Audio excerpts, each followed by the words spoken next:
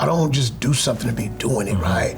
I want to do something that makes a difference in somebody's life. And then it comes from, no matter where you are, where you're from, loving people, right? If you love people and say you love people, then it'll show you want to do something with people. When you see hurting people, you don't want to see them hurting. Something in you says, what can I do about that? You don't just pass people by and don't see them. Welcome to the Hope in Real Life podcast with Jason Gore. Our team is passionate and committed to bringing you more hope in the everyday, real areas of your life. If this conversation and content is valuable for you, please do us a favor. Like, subscribe, and even share. You never know how valuable it could be to share a little bit of hope with someone else. Let's get the conversation started.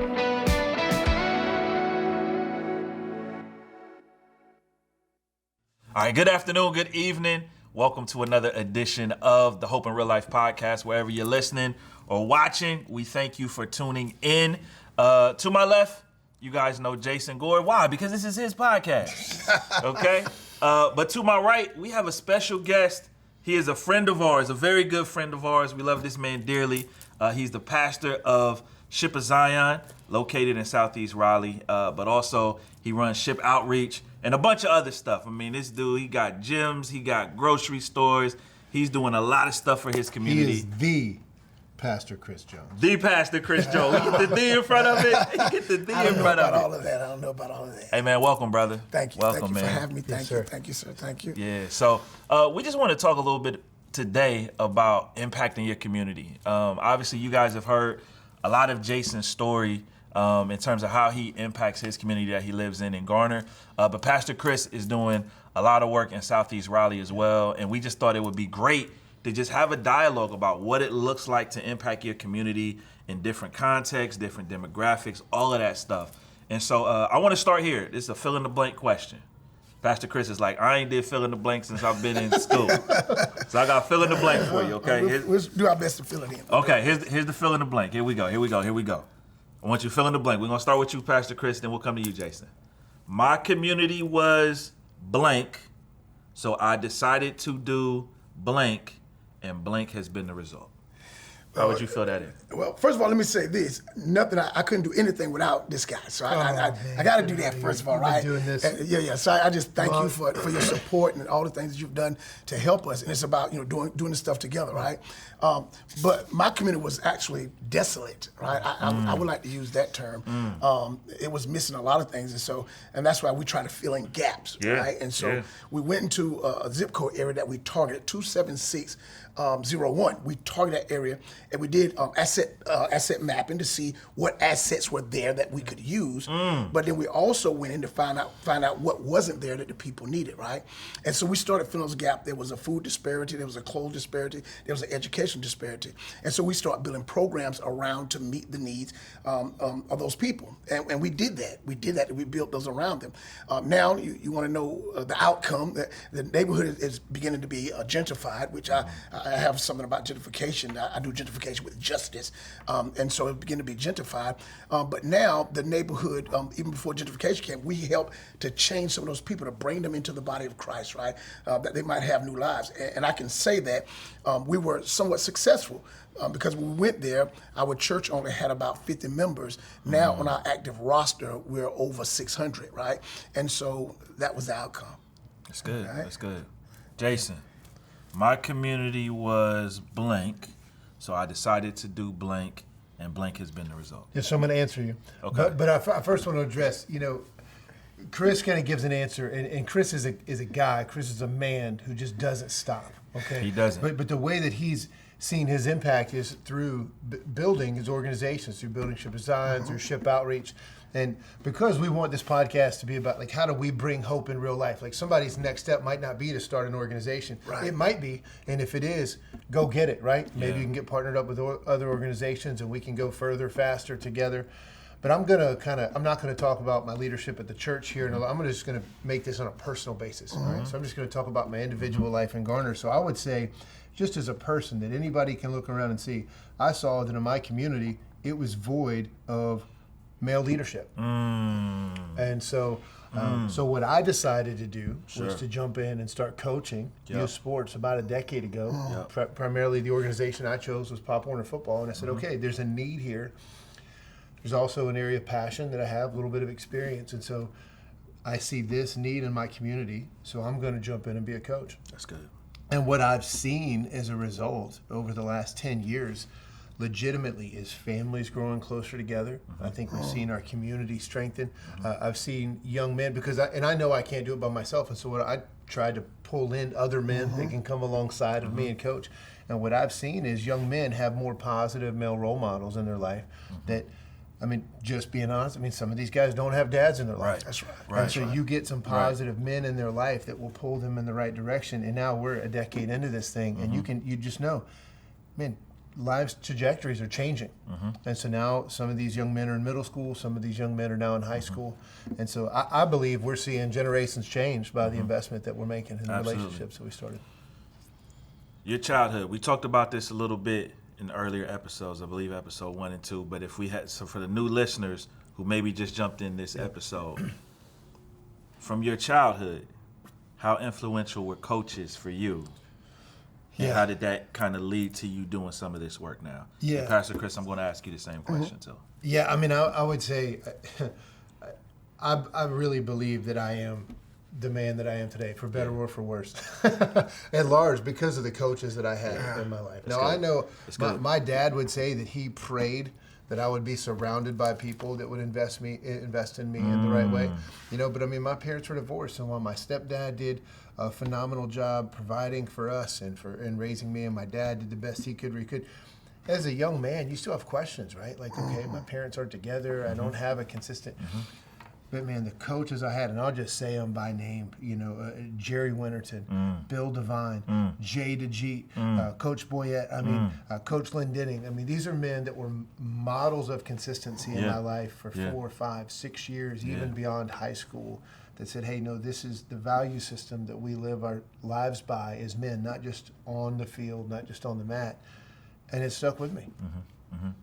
Pastor Chris, building organizations, like, what from your childhood do you think led to you doing this kind of work? Well, when we talk about the father, my father died when I was 6 years old. I saw my father in Brooklyn, New York, and watch him when he died. So my mom never brought another man in the house, so I never had a male role model. So it was later in life that men really started influencing in my life. Because where I came from, you know, even the role models in our neighborhood wasn't very good. But there was this one coach in my life that kind of, you know, believed in me.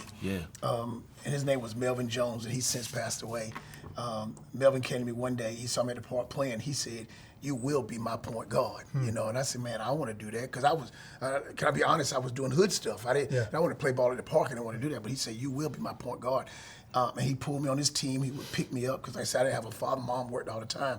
And he took me to every practice, made sure I was at every game. No matter what condition I was in, he made sure I was there, right? And so he spoke into my life, man, and it gave me some direction because, you know, not having that role model, that father figure in my life, you know, I never had nobody to look to, never had nobody to pat me on my back and say, hey, you're doing good, keep doing this, keep going and doing this. But Melvin Jones was my guy. And he brought that difference in my life, and that's why I do what I do now. You know, I want to help other people. I want to be a Melvin Jones in some other kid's life. That's good. For the people, they're just hearing about Ship Outreach, Ship of Zion. Talk a little bit about all the stuff that's under that Ship umbrella. Oh man, that's you said that could be a whole podcast. You said that could be a whole podcast itself. Right there. Yeah. I'm gonna try to do it quickly, right? And so, like I said, we fill gaps. So when we find gaps in people's lives, then we try to fill them. And so we were in that 27610 zip code area that we targeted, and I said, well, I believe we were successful there. But now we've moved to a bigger place, right, where we're trying to do a work in all of South Raleigh. And so we're in a center at 2635 South Saunders Street, where we have our Galley grocery store, where we help people that don't have food or may have food stamps and needed food stamps to stretch further. We have that there. If you don't have food stamps, we got vouchers. You can come in and shop for that. We have Treasures. It's a women's clothing store to bring dignity to women. And why we're doing women clothing stores? Because we have an organization that we call our Trafficking Initiative, which we're actually going to call our Hope Center when we get that center up and running. That's a good name. Yeah, and so we it's actually in our website now, and so we're helping rescue women or filling that gap until they understand they need to be rescued. Working with them and getting them to the proper organizations that they need to get the help that they need. We also have what we call Shipyard, right? I know you notice Jason Arms over there, and so we don't need to come down here and tear up all of our stuff, right? And so we have Jason can come down there and train some people. No, he'll tear up my waist, them big arms, and they're steel. And so we have Shipyard, and Shipyard actually, we got young kids that come on every other Wednesday night that we work with, but we also have some guys that come through that just need that time to come down and sit down and work out by themselves, or I'm able to speak into their lives. And some people ask me, why don't they just go to Planet Fit? Well, these guys I work out with, they can't go to Planet Fit, with the stuff that they come with, right? And so we had to build that place that people can just wind down. They can wind down. We also have our what we call Bread of Life, where we take care of families in the city. Right now we're taking care of more than 3,000 families in our city. I was told by my director there that now we're moving more than 40,000 loaves of bread a month in that place, right? We partner with all kind of organizations. One organization that's standing up to me right now is what we call the Bread of Life. They're also called the Bread of Life, and they're doing sandwiches downtown. Yeah. They do 3,000 sandwiches a week. And my guy told me, he said, guess what? We give them all the bread and meat to do that. I said, you got to be kidding me, right? And so those kind of things that we're doing. Well, what am I leaving out? We also just put our first hydroponic garden in the bottom of our facility, and we're going to build a lot more of those. So we're going to actually have organic vegetables that we're pushing out in our community, man. And so our new thing we just put on is YM4C, Young Men for Christ. We just brought them aboard, and they're working in our community in the schools and the high schools, working with young people. And they work with the kids that are gang impacted and kids that are underprivileged, and he trying to reach those guys in there. His name is Troy Johnson. That's out there working and doing that work for us also. So there's just so many things that we're doing. Yes, sir. That's good. You know why it's so important? Just to pause for a minute and hear all that, and I'm so glad that Chris can share all that. Because in this world right now, you turn on the news, that's not the stuff you're hearing. Right. You're hearing about all the stuff that's going wrong. And there are men and women and students that are out in the world that are making a difference, and we just don't hear about it enough. And and you made that outrageous claim at the beginning. You said we can't do anything without that guy, which is ridiculous because you were doing this stuff long before you and I knew each other, before our relationship was up. Now we see the impact that you can make, and we do believe that we can impact more, and we can go further, faster, and that we're better together. That's right. And so that's why we're partnered together. But man, it's just good to know that there's people that are out there that are making that kind of difference. And so for podcasts like Hope in Real Life, as a listener, I hope someone can hear that and know, like, okay, someone is making a difference. People can make a difference. Yeah.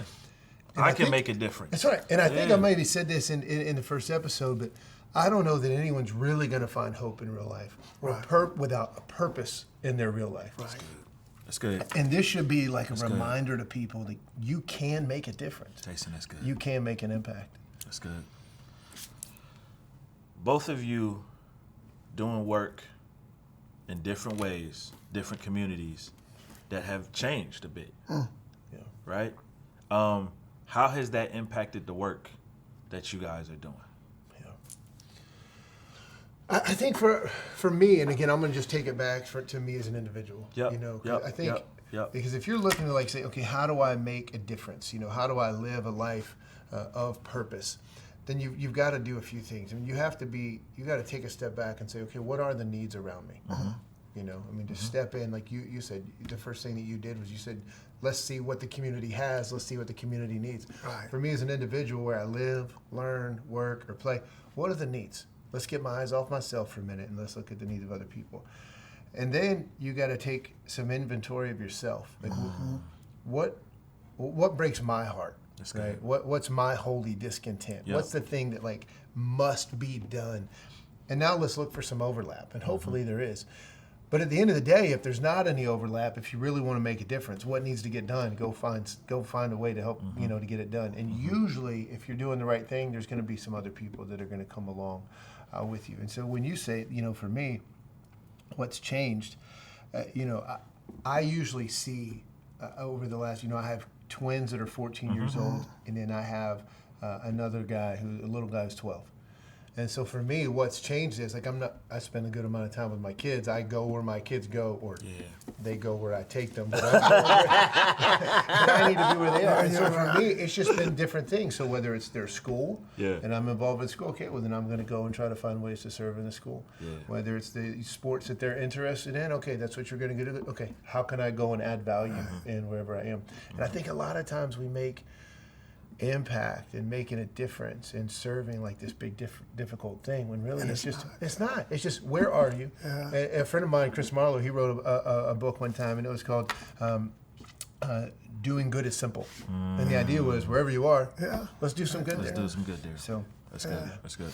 So Chris, what about you? You actually mentioned gentrification earlier in your community, and you said, I forgot what you said. You said we do it with justice. With justice. Talk about that. So, talk about that. And so you don't get mad at gentrification, right? If it comes as an economic thing, people try to make it out of something else, and I don't want to get into that. I'm going to say it a little bit. They try to make it out of a racist thing. It's economics, right? It is, and it comes, and some people suffer because of lack of knowledge of what's coming down, what's coming to them. If we look at it that way, or lack of ownership, right? Lack of ownership. But most neighborhoods that you go in, that are being gentrified, the people that are there, lack of ownership, most of those are 70 to 80% renters anyway, right? And so how we do the justice, we did this. We went in and found people that lived there that didn't want to move out of their neighborhood, but their housing was kind of falling apart, right? We went in and helped those people to make their houses better, that they could stay in that neighborhood. Now, I'm gonna be honest with you. There's some people that don't have ownership, and there's a reason why they don't have ownership, and some of them need to get out of the neighborhood, let's be honest. And so we call that with justice. Those of them that need to stay, we're gonna help them stay. Those of them that need to get out, I'm gonna help you get out, right? Because I want the neighborhood better, right? And so it's about working in your area of influence, right? And so anybody can do that, right? Just like you said, anybody, it's easy. So you think about what's around you, what's around you that needs to be done. And not just brick and mortar or grass, what's around in a person's life, in people's lives that they're missing, that you have to state in your life. You probably can't meet every need, but how can I help? How can I help my neighbors? How can I impact my neighborhood? And you always want to be thinking like that if you want to be a good neighbor, if you want to make a difference, if you want to live by purpose, right? And so if you're doing that, then you find out, how can I help my people? And then you figure out what those gaps are, and you begin to fill those gaps the best you can. Now here's what's interesting. I just noticed this from Brooklyn. Yeah. You actually didn't grow up in Garner. No. Most people on the surface would think you grew up in Garner because you're so invested.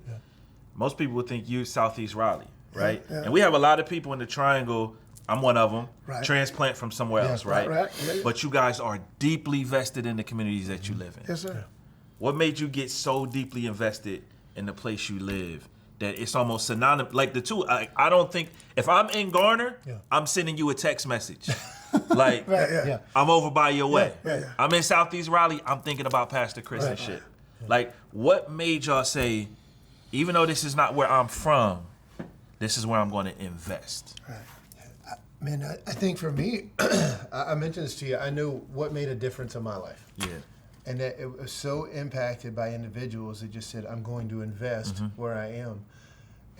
It's really just a part of, I guess, really of who I am. I mean, at the end of the day, but I know what brings me hope. I know what brings me purpose. And you get a little taste of that, though, and you're like, oh, okay. I want some more of that. That's what I was made for. That's what I was made for. The world doesn't have to be this way.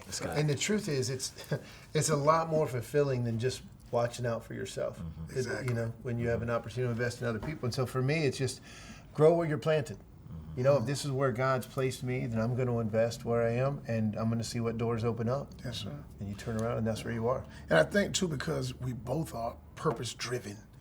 Right. I don't just do something to be doing it. Right. I want to do something that makes a difference in somebody's life, and then it comes from, no matter where you are, where you're from, loving people. Right. If you love people and say you love people, then it'll show you want to do something with people. When you see hurting people, you don't want to see them hurting. Something in you says, what can I do about that? You don't just pass people by and don't see them. And I think that's a lot of what people do. You know, they'll pass people by and they're like, I don't see them, right? We don't do that. We're nobody special, but it's just, I just can't do that, right? If I see somebody and I see them, there's something missing in their lives, if I can do something about it, I want to. That's fulfilling a purpose, and the purpose is not always just in my life. It may be in somebody else's life, man. You know, I do something in your life that brings about change. You ain't got to say nothing else back to me. Come to me and say he did. No. It impacts your life that you're doing better. And I may not see you again until we get to glory, because that's the end result, right? But I'm happy about it. Yeah. What about how important has, as you guys have done this work, some of the challenges that you all face? Like, what are some of those, like, obstacles that you feel like, man, this made this a little bit harder than what it really needed to be? Let me go first in this. Go ahead, jump on it. What makes it hard is me. Yeah. Because sometimes, you know, you get wore out. You know, sometimes you get tired. And the truth of the matter is, we're human. Right. Sometimes you don't want to, right? So you might say, when you ask that question, you think people say money, this, that. No. I'll be honest. I put myself in a circle. Sometimes it's me. Sometimes I get in my own way. People say, well, Pastor Chris, you're always doing this.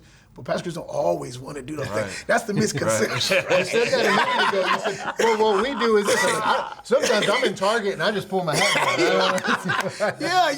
You know, and sometimes She said, I want to sleep in a couple days, right? Right. It's easy for me to say, you know, sometimes finance, we need people to do that, buildings. And I guess people know those things, right? That is a hard thing. So it is easy to do, but sometimes you got to get you out the way to do them. And I think that's what we need to say to people that we want them to impact in the area. You may be your biggest hurdle, right? Get out your own way, you know. And sometimes I do, as much as people say we do, you know, we don't, but we do. Sometimes we're getting our own way, and we don't want to. But I would say, I'll go along the same lines, and I would say either a lack of self-belief, a lack that we actually can make a difference. You know, I mean, that we can get in this negative self-talk. Man, if somebody could do that, maybe I should. I could never really make that kind of impact instead of taking that first step. And sometimes we get in our own head or we get in our own feelings and think, well, I could never make that kind of impact. And so I'm going to land the same place. I think we've got to get past that and think, yeah, but what if I could? Right. And what would happen if I was the one that took the first step? That's good. Thanks for tuning in to this episode of the Hope in Real Life podcast. If this content was valuable for you, don't forget, like, subscribe, share. You never know how important it could be to bring a little hope into someone else's life. There's even a place here for you to comment. We would love to hear from you and hear your feedback. Until next time, let's keep sharing hope.